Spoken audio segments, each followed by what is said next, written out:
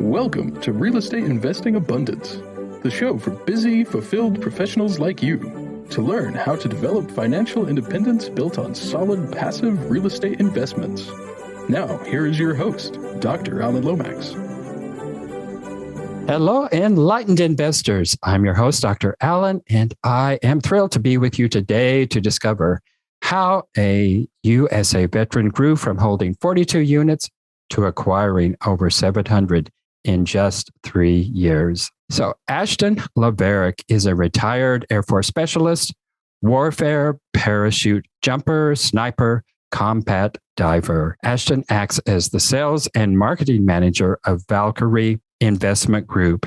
He coordinates the development of new and existing partner relationships and provides innovative ways to increase brand awareness. Ashton, before we go into real estate, share with us a memorable experience from your formative years that helped you to be who you are today. That's a great question. I love that question, actually. So formative experience. When I was a kid, we moved around a lot. And I realized quickly that every time we moved, I could reinvent myself. And I realized how inconsistent the human concept is. And if you want to be something, go be it.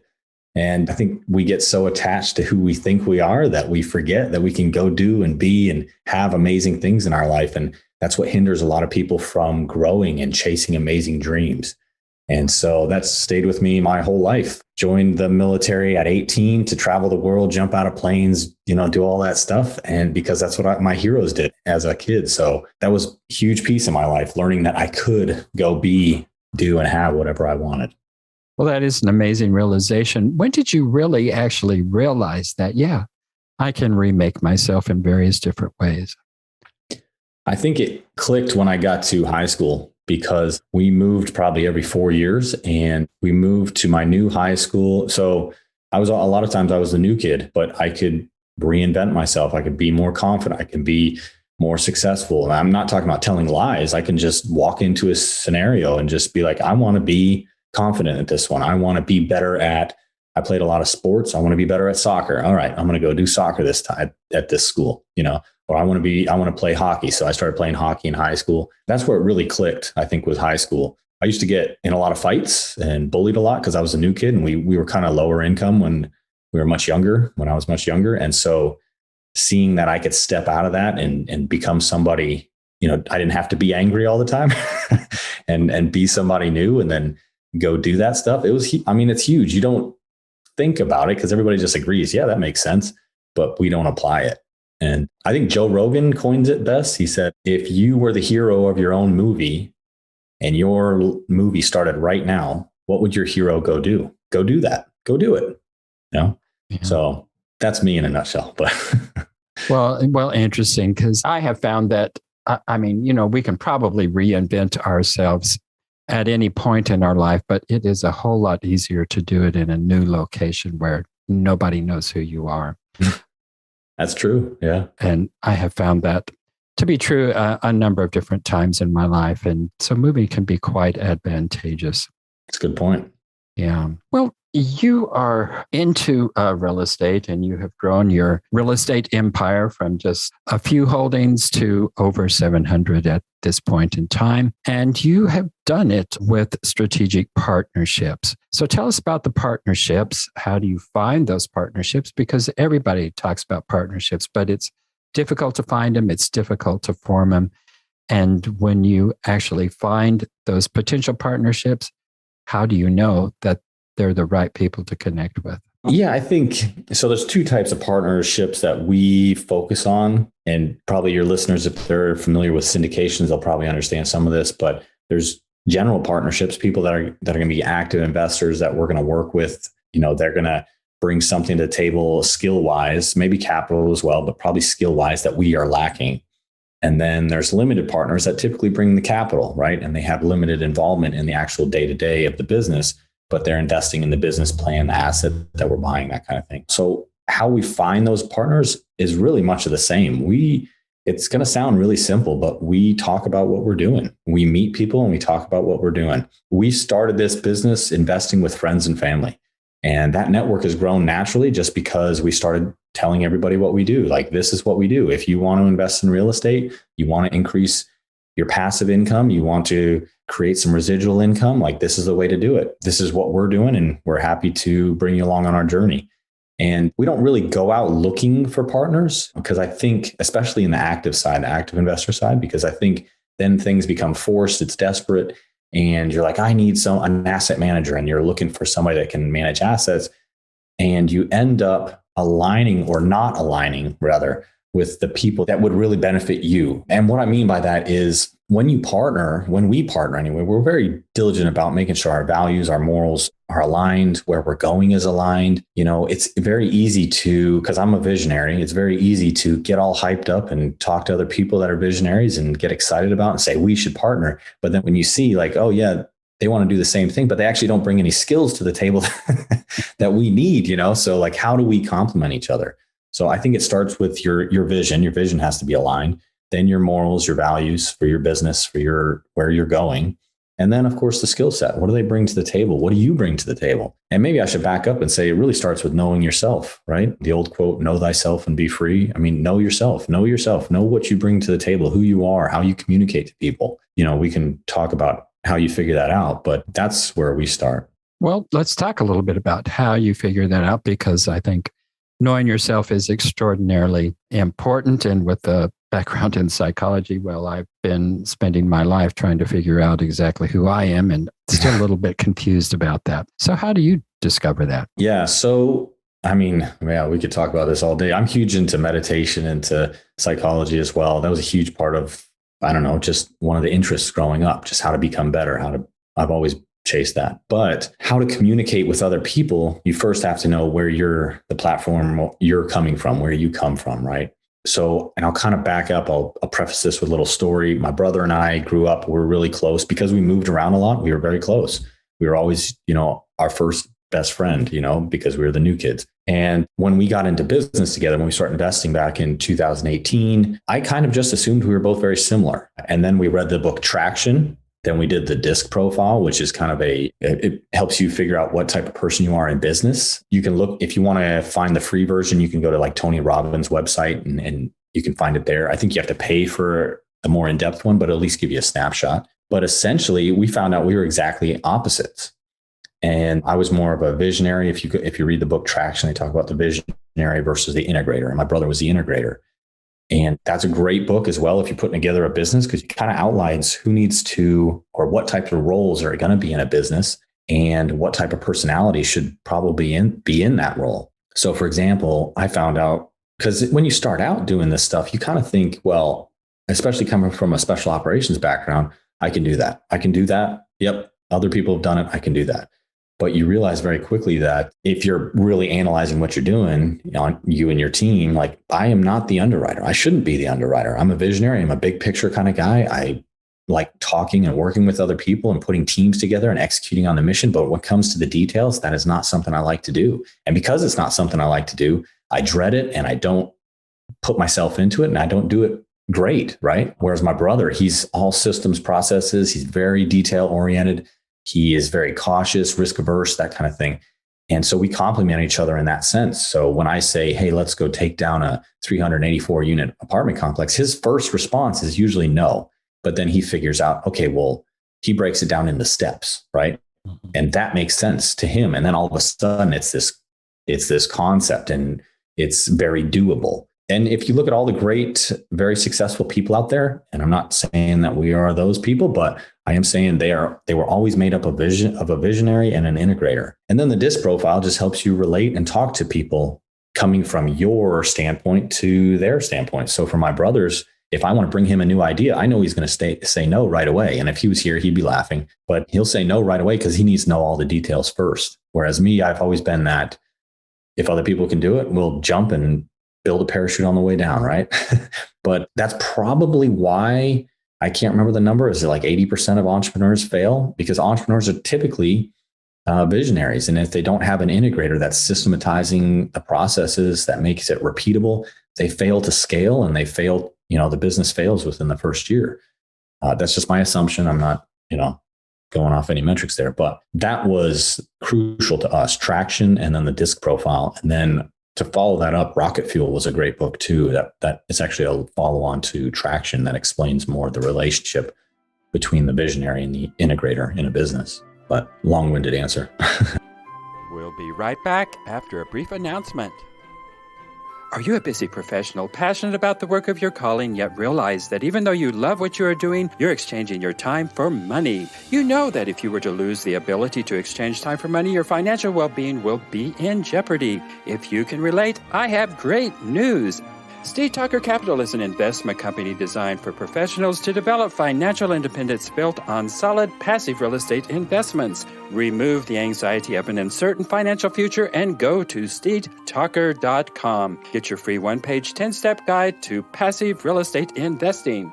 Well, I think it was a very good answer and a good explanation in terms of the various different, at least two of the very distinct roles that need to be there in any successful business. And most of us, I think a lot of entrepreneurs think, like most of us visionaries do, that we can do everything. And I have found over and over, just like you have, that I can instantaneously see the big picture. And then I'm talking to people like your brother who are in that realm of detail and they don't get it. And I get really frustrated until I slow down and I think, oh, they see the trees, not the forest. Right. And to be successful, we need both of those aspects. Absolutely. And detail people, I try to surround myself with detail people because I'm always going to skip over those details.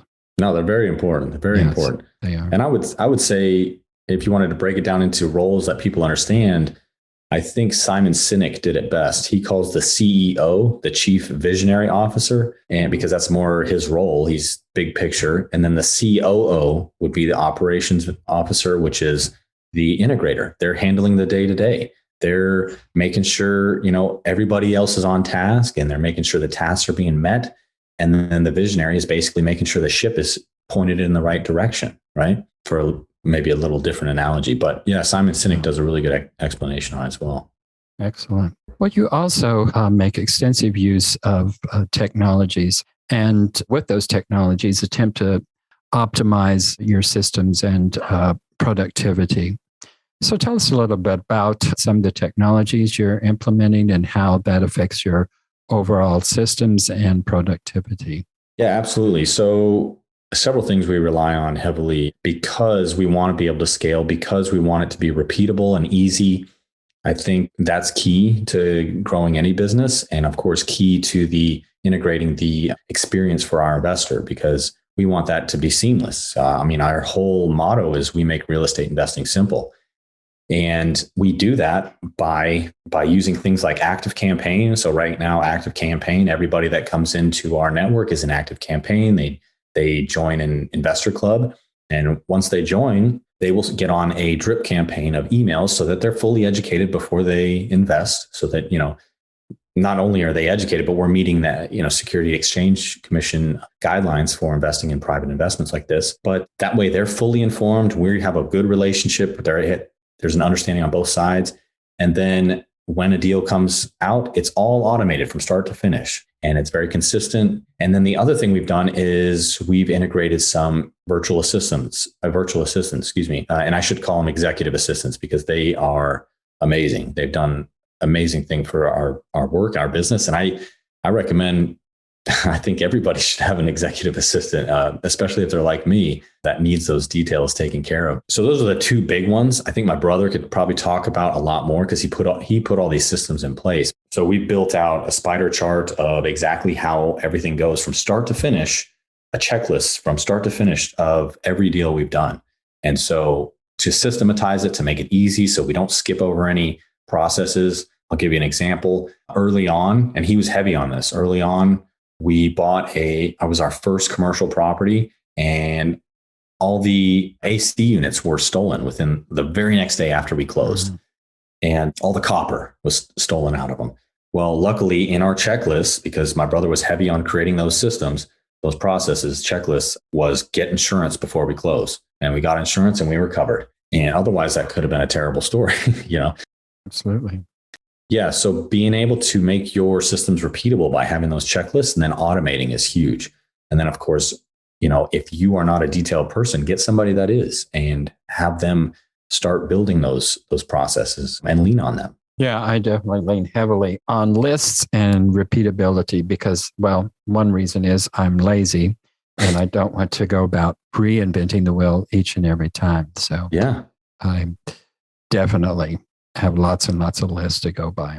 Well, as you started out, and you may still have that, you were working a W-2 job and at the same time that you were juggling the aspects of starting and operating a business. So how did you manage a full-time W-2 job at the same time that you're developing a real estate syndication portfolio? Yeah, that's a good question. So I think it comes down to what do you want? What do you want out of life? And when you really have a passion for something, for whether it's for success, whether it's for making more money, whether, when it becomes easy. When you have enthusiasm and passion, you're inspired, it becomes easy. And so a lot of people stick to their guns and they're going to say, oh, if you don't work hard, it's not, or hard work is the only way you get anything done. That's actually, I would fight that tooth and nail. I was in special operations for 21 years of war, of seeing terrible, great things, whatever you want to call them. But I had a great time because I was really committed and I loved it. I loved the people and I wouldn't take back a moment. I mean, I would do it all over again if they asked me to, but I don't think it's hard. When you have an actual vision, you are enthusiastic, when you're inspired to build something, to do something, it's easy. So getting up at 4 a.m. in the morning before your W-2 job, it becomes part of who you are. I think I read The Miracle Morning, and that was a big influence at the time too, but I was already getting up early I didn't do everything they say in The Miracle Morning, but I would get up and have my own time. I would meditate, have some coffee. Every now and then I would journal. But being focused and really deciding what you want out of life makes it so much easier. And for me, it was getting up early. I would get up early and I would make the phone calls that I need to do, although usually it wasn't phone calls, but it was emails or analyzing properties or that's a lot of it. And then in the evenings, I would go to networking groups. This is back before COVID when we could see each other all face to face. But yeah, I would go to a lot of networking events, at least 1 or 2 a week. And that made it a lot easier. And then the other thing would probably be understand who you want to be in your business. Do you want to be the person that works in your business, or do you want to be the person that works on your business? And if you're the person that wants to work on your business, then that means you shouldn't be analyzing properties. That means you should be developing the systems. That means you should be developing the culture. You should be helping bring people together to execute on that.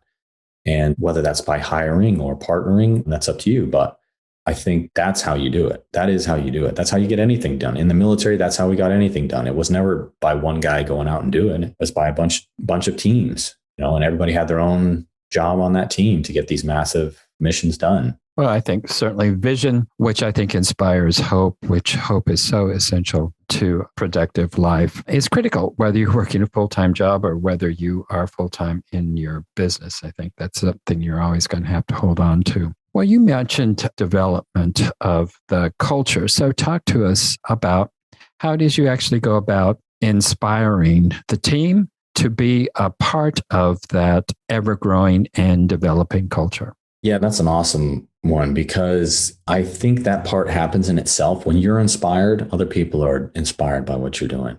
And maybe not right away. I'll tell you, for example, both my brother's wife and my wife work in the business now with us. And they both had full-time W-2 jobs that they left to come work in our business.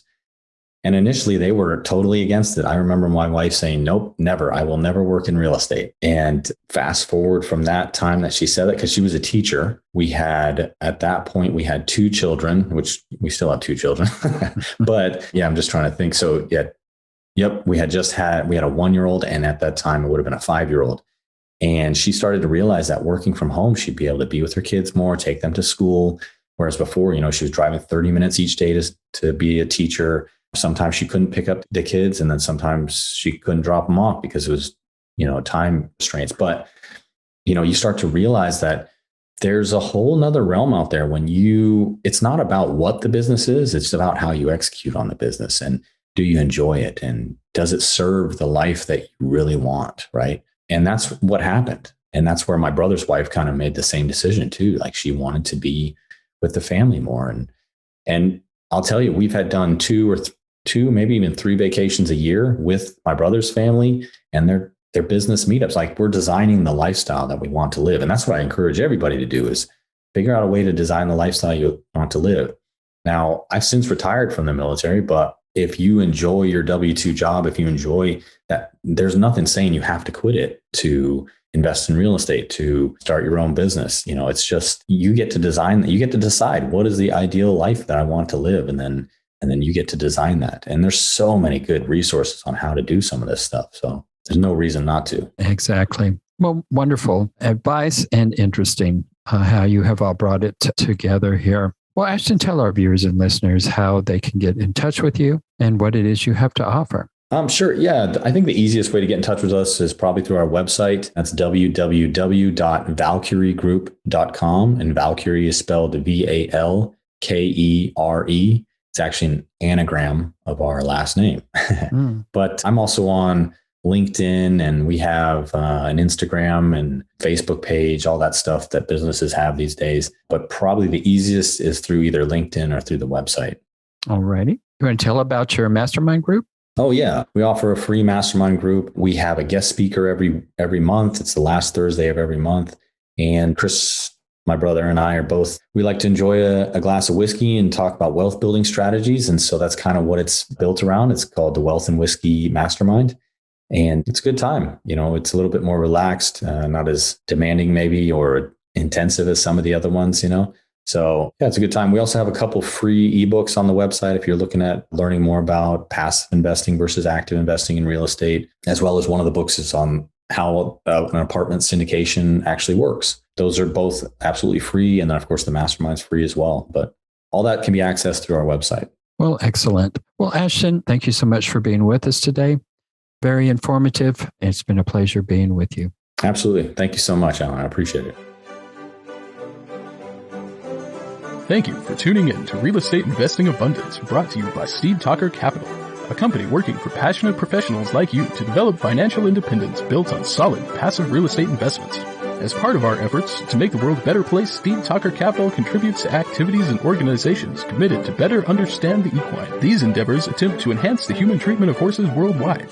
Steve Talker Capital, working for a world where all creatures, great and small, flourish abundantly. For resources to develop your financial independence, connect with us at stevetalker.com.